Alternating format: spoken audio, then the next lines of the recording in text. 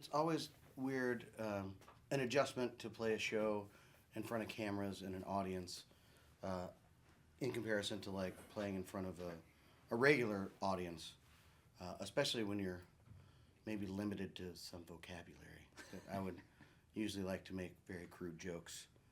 But it was still great, and there was definitely some, like, it was amazing to be here, and there's so much sentiment that I have for being able to be a part of the show. Um, that I was, at a couple of times I wanted to say some really, like, sort of what I would think endearing things, but might have come across as, like, sort of cheesy. But we had our own moment together, you know. Had a So, moment. yeah. I left the stage in tears. You know, I had my father passed away last year from pancreatic cancer, and our VHS collection had a homemade copy of it said S.R.V. ACL. You know, and I'm still not a Stevie Ray Vaughan fan, although he was a badass, but he's not my thing. But it just hit me. You know, it just hit me really hard during that very last song we played. Thinking about that and being here, and it just was. It was really intense. It was such a privilege, and this is something that we grew up in rural Missouri. So rural Missouri means you have an aerial, and you might get 3 stations. And I got channel 8 and 13. It was Columbia and Jefferson City, and then we would get PBS out of St. Louis though, and that's where We got the one show in came Bay. from. What's that? We got one station in Bay with a 50-foot antenna. I grew up in a musical family, so I started playing drums when I was 7.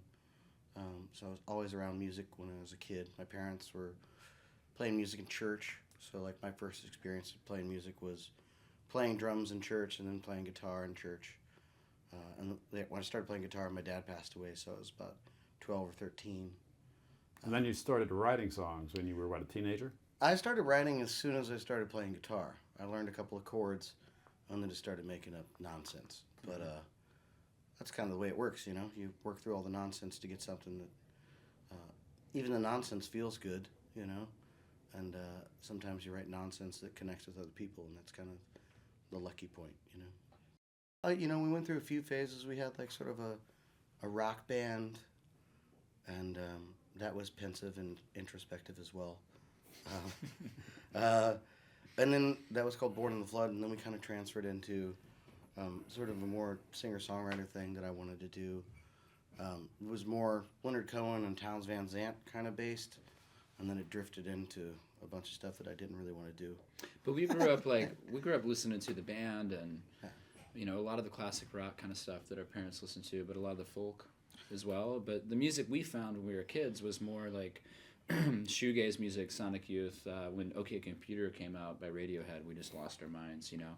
And so I think there's a big palette there of what has influenced us. But and along with, like, when we were even younger teenagers, we were like the only guys listening to the oldie station, Right. listening to like Moonglows, The Platters, Sam Cooke, Sam that was Dave. the number one Yeah. preset on my radio in our car when we were kids. Yeah. And nobody else in our little high school listened to the oldies. So I'm really proud of what we're doing now because it's exactly what I wanted to do, which was I really wanted to try to do something that, for this band in particular, that sounded like a mix of Sam and Dave and the band. I wanted that, like, a bit of honky tonk and a bit of like working class soul and rock in there. So. But you also during Born in the Flood, like we were really like we wanted to like be perceived as like cutting edge and hip and cool, and you want to feel like you're doing something new and original.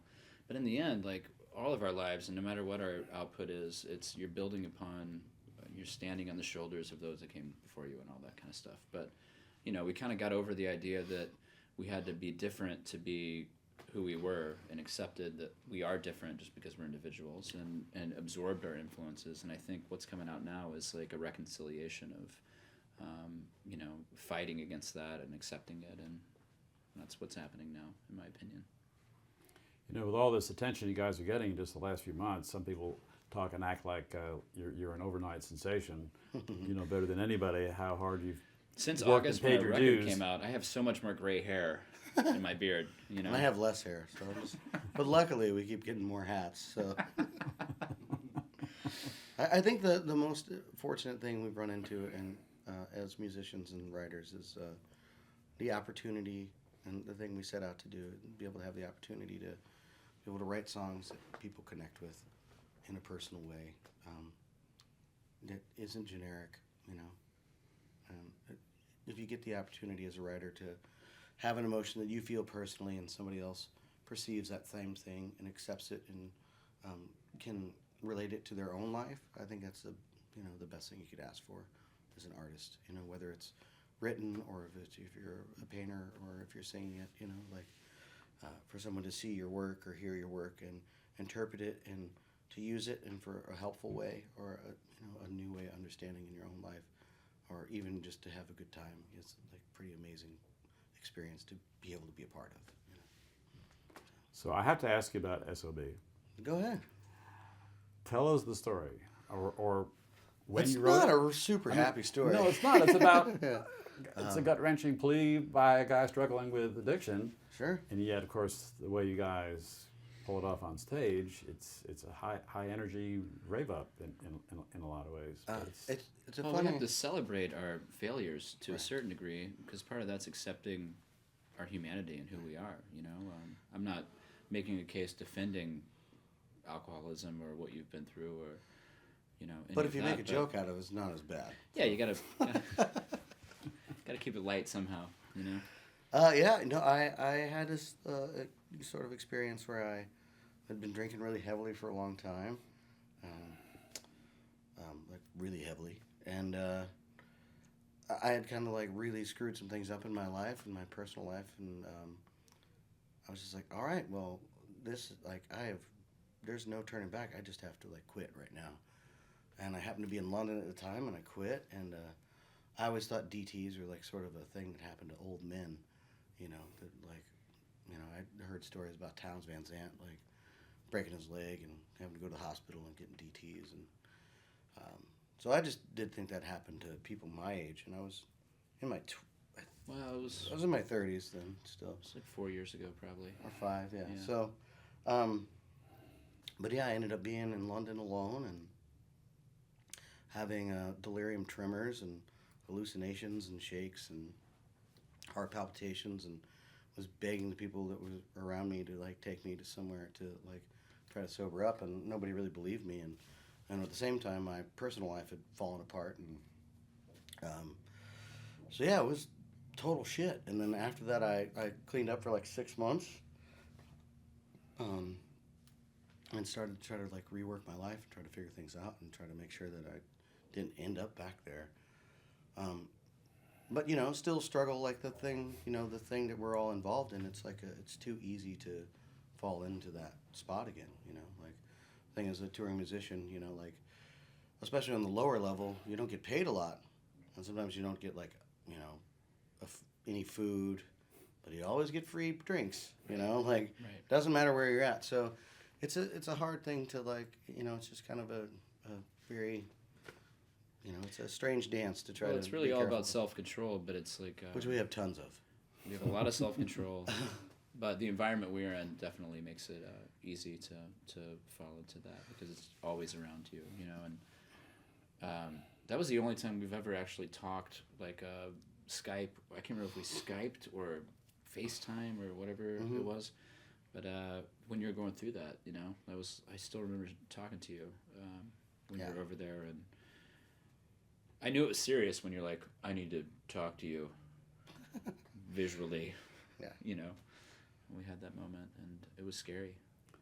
But as far as S.O.B. goes, and you know, it's kind of ridiculous, but it's really kind of making light of that situation, or kind of making light of being sort of a screw up, you know. Or I think for a long time I've always written in a way that you like accept your failure but kind of have a bit of hope, even if you're not very hopeful in the song. So there's still a glimmer of something at the end. And so the song's kind of about that, but it's pretty hilarious the reaction that people have to it. I've had other people be like, pretty fucking dark song. I was like, yeah, well, you know, whatever, you know. That's the thing, though. Not Like, everybody, we you know. grew up with like lots of addiction around us, and you know, I have two.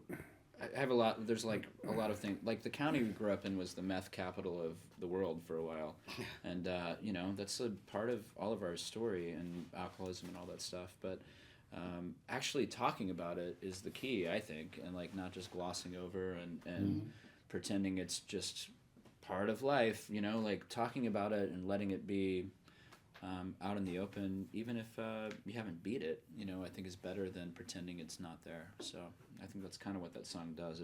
It's a celebratory song for sure, but it's not celebrating in addiction. It's just to me, it's celebrating in like the fact that there's nothing taboo. You know, we can talk about this or whatever. You know, like it's out in the open.